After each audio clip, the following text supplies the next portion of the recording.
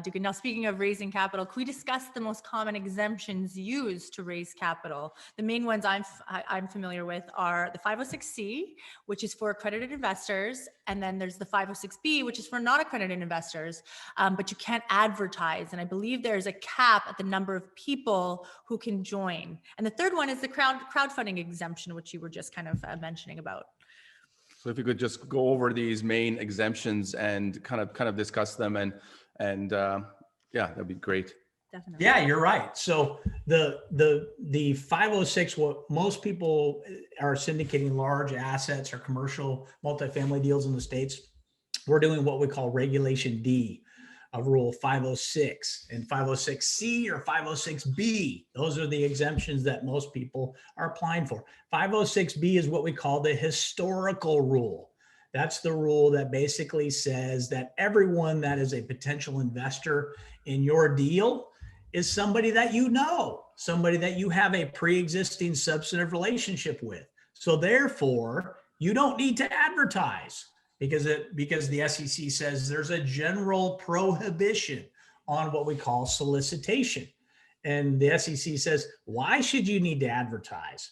If all the people that are investing with you, they know you know their financial wherewithal, their educational background, their experience, the ability to determine that they are in fact a sophisticated investor.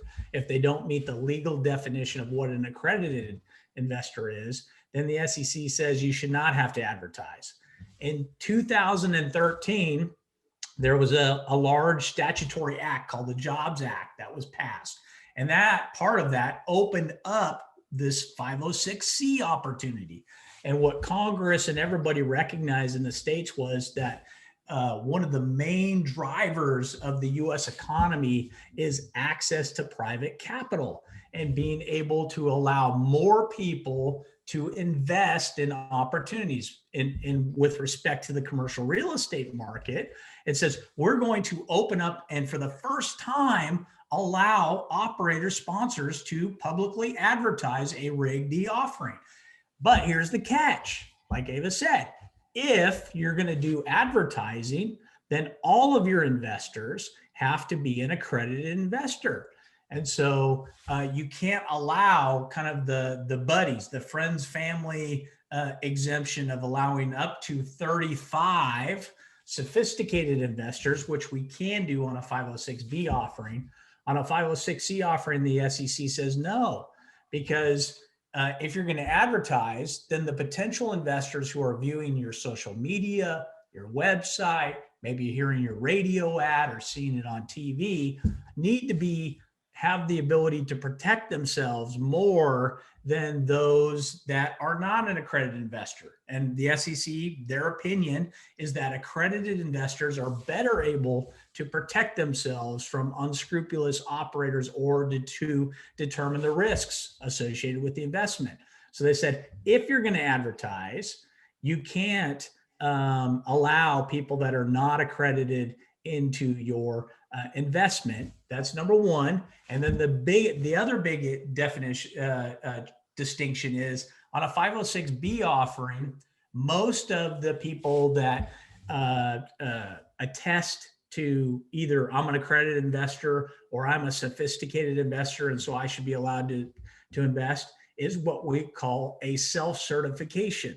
That means that the investor largely is signing a questionnaire most of the time, attesting to either their accreditation or their level of sophistication, warranting the sponsor saying, hey, we'll allow you to invest. We can trust their word. Why? Because the SEC says, theoretically, you know these people, right? And so you know when they're telling you the truth or when they're not. But on a 506C offering, these are potentially stranger investors. So them telling us that they're an accredited investor, the SEC says that's not good enough. So you, as the sponsor operator, need to take additional steps to independently verify the accredited status of those potential investors. And so it's those two distinctions. Those are the main differences between like a 506B offering and a 506C offering. Both are, you can have unlimited, meaning you can raise unlimited amounts. Both, you can have unlimited accredited investors. But in the 506B bucket, you can only have 35 sophisticated investors. 506C bucket, no non-accredited investors can play in your offering.